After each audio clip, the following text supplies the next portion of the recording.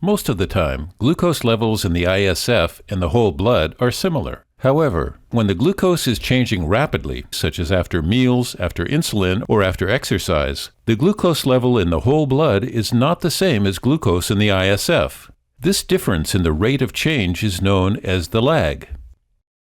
A train is a good way to illustrate this concept of lag. Think of blood glucose and ISF glucose as the cars of a train.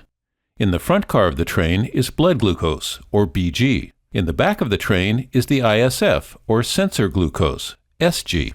Imagine that the hills and bumps on the track are like the changes in your glucose levels throughout a typical day. In the front car of the train is blood glucose, or BG.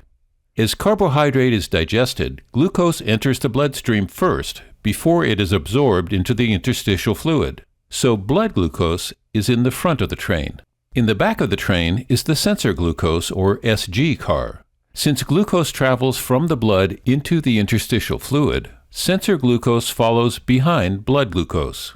When the train is traveling along a flat plane, when there is little fluctuation in glucose levels, the blood glucose and sensor glucose readings will be very similar, although rarely exactly the same.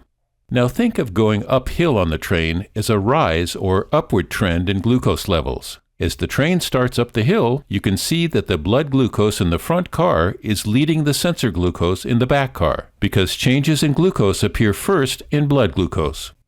Now, as the train heads down the hill, or glucose is decreasing or trending down, once again, the blood glucose leads in the front car. So, as you can see, whether glucose levels are trending up or trending down, blood glucose leads sensor glucose. There will be a bigger difference in blood glucose and sensor glucose readings on the bigger hills, or when glucose is changing more rapidly, after food, after insulin, and after exercise. There are a couple of important things to keep in mind. When glucose levels are generally stable, expect to see small differences in blood glucose and sensor glucose. However, when the glucose level is changing rapidly, expect to see bigger differences between the blood glucose and sensor glucose readings. It's important to note that with CGM, the focus is not only on the glucose reading at any single point in time, but also on the trend.